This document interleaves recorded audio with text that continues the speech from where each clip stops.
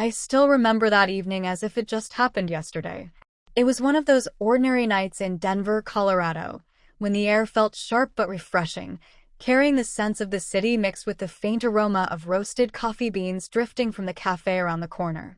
I didn't know at the time that a single careless joke, just a few words meant to lighten the mood, would change the course of my relationship forever.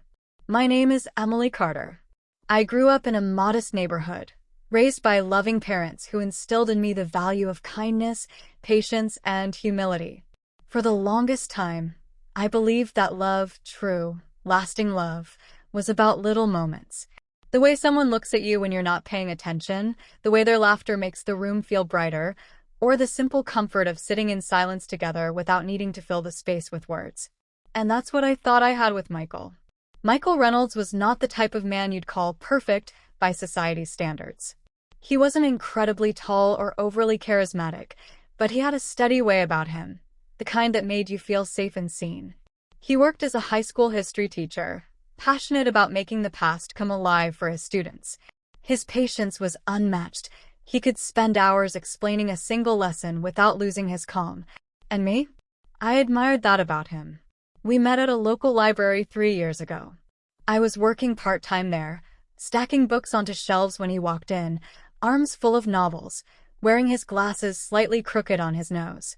He apologized when one of the books slipped, and I bent down at the same time to pick it up. Our hands touched. It wasn't like in the movies where sparks fly instantly, but it was gentle, comforting, like something was quietly beginning. Months passed, and we began dating. Our love grew in small, intentional ways. We'd go on long walks by the river, talk about our favorite books, and spend hours in coffee shops writing or reading silently, just happy to be in each other's presence. But every love story, no matter how strong, faces its test. Mine came in the form of my own thoughtless words. It was on a Friday night when Michael invited me to join him and his colleagues for dinner. I was nervous because most of them were also teachers, and I wasn't sure I'd fit in. Still, I wanted to support him, so I agreed. The restaurant was cozy, filled with laughter and the clinking of glasses. Michael's friends welcomed me warmly. We ordered our food, and conversation flowed easily. I watched him as he spoke, his hands animated, his eyes alive with passion when he talked about teaching. I felt proud, almost protective, that he was mine. Then the moment came. Someone at the table joked about how history teachers sometimes live in the past too much. Everyone laughed lightly, and before I knew it, I added my own joke. At least Michael doesn't bore me with history lessons at home. Oh wait, sometimes he does. It was harmless in my head, a playful comment. But the way everyone laughed, louder than I expected, turned the air sharp. Michael's smile faltered for just a moment, almost unnoticeably, but I saw it.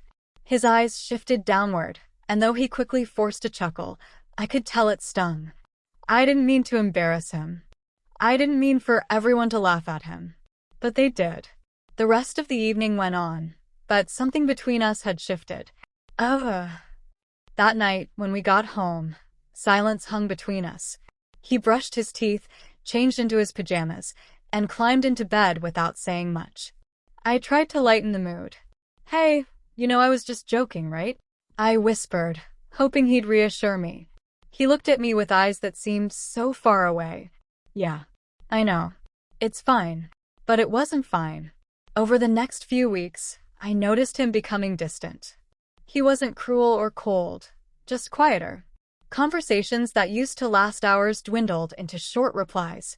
Our laughter became less frequent, replaced with polite smiles. He no longer shared his teaching stories with me in detail, perhaps fearing that I might mock him again.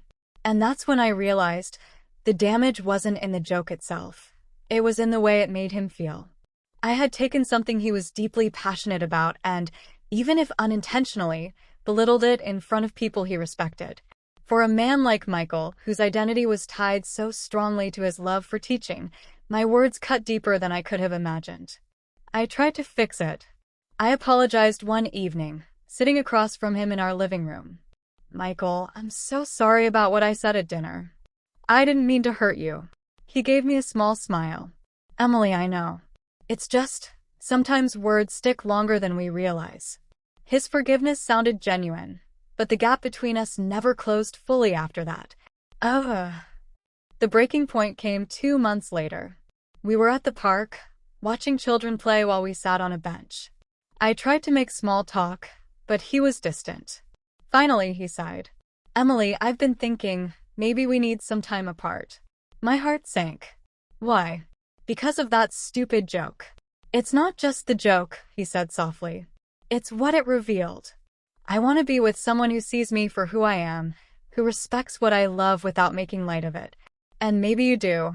Maybe I'm overthinking, but ever since that night, I feel like I lost a part of us. I didn't know what to say. My throat tightened as tears burned my eyes. I wanted to scream, to tell him he was overreacting, but deep down, I knew he wasn't. He wasn't angry. He was hurt. And that's a wound much harder to heal. So we drifted apart. It's been over a year since then. I walk past the library sometimes, half hoping I'll see him again, glasses crooked, arms full of books. But he's never there. I still replay that night in my mind. I think about how I could have just smiled instead of making that joke, how I could have supported him in front of his friends instead of making him feel small. The truth is, I lost him the moment they laughed at my words. And now, I wish I'd never said a thing. Because sometimes, love isn't destroyed by betrayal or lies.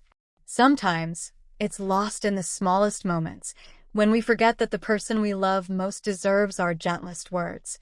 And if I could go back, I'd choose silence over a careless laugh. Every single time.